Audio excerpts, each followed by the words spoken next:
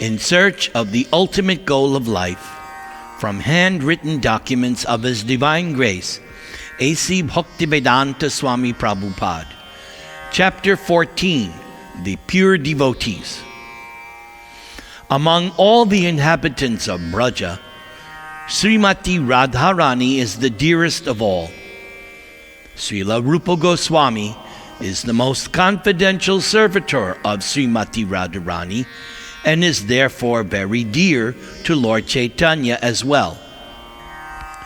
The followers of the footsteps of Srila Rupa Goswami are known as Rupanuga devotees of Sri Krishna. Such Rupanuga devotees are eulogized in Sri Chaitanya Chandramrita. Persons who are attached to the rays of the effulgent nails on the toes of the lotus feet of the beloved and dear devotees of Lord Chaitanya are by themselves fully qualified with all transcendental qualities. Even powerful renunciation, equanimity, sense control, fortitude, meditation, and similar other great qualities that are found in devotees of Lord Vishnu do not compare to even 1/1,000,000th of a part of their transcendental attributes. The general mass of people who are driven by the dictates of the mind for material enjoyment desire to accumulate more and more wealth, which is the medium for obtaining sense gratification. However, by pure transcendental intellect, one can objectively assess the value of material wealth and see that there is no wealth that can be compared with the value of love for Radha and Krishna. Here are some quotations in support of the above conception from the Shastra. Although everything is available for devotees of the personality of Godhead, they do not desire anything for their own enjoyment. Conditioned souls are always unhappy in their attachment for relatives, as they do not worship Krishna and are thus bereft of the association of pure devotees and service unto Krishna. Next reference. The association of the devotees of Vishnu is worth more than my life, because being detached from such association for even a moment, I do not feel even the slightest trace of happiness. Next quote. Out of millions of great sages who are liberated souls, it is very difficult to find a sober devotee of Lord Narayana. Next quote. The personality of Godhead, in order to bestow mercy upon His devotees, appears on this earth and manifests His pastimes so that devotees may be attracted to Krishna and His pastimes. Next quote.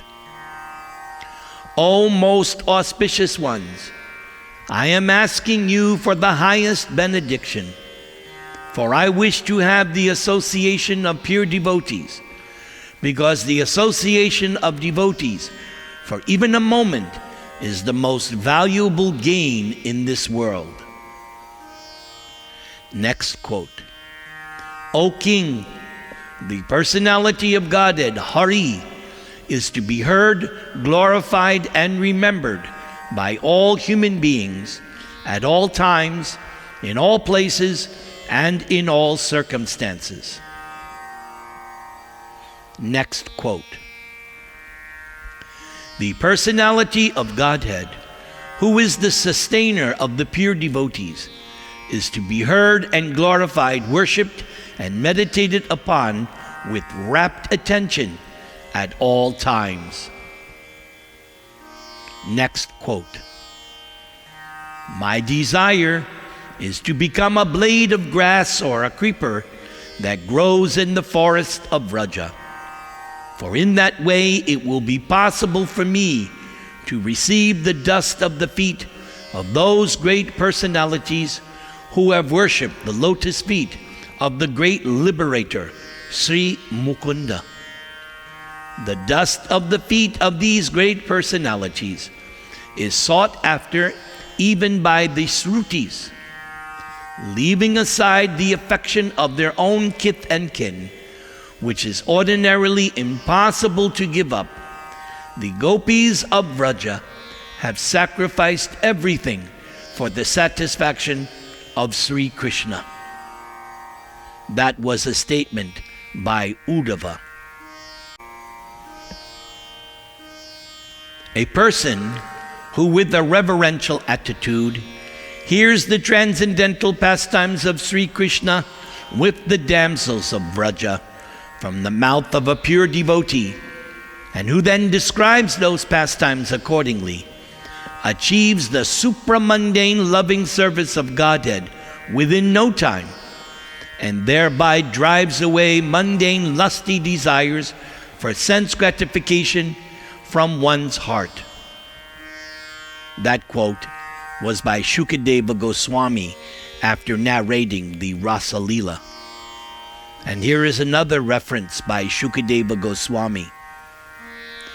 The highest duty of every human being in this world is to be engaged in the loving service of the personality of Godhead and to chant His holy name.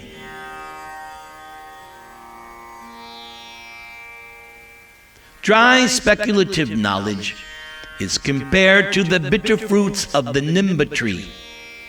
This fruit is unworthy of human consumption, but is quite suitable for persons who, like crows, are situated in a rough, argumentative way of life.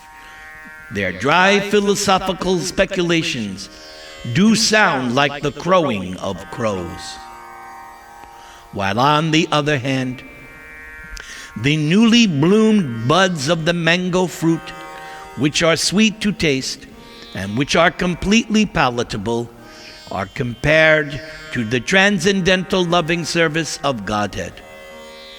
As such, this fruit is tasted by the pure devotees of Sri Krishna, who are compared to parrots who are always delivering sweet sounds.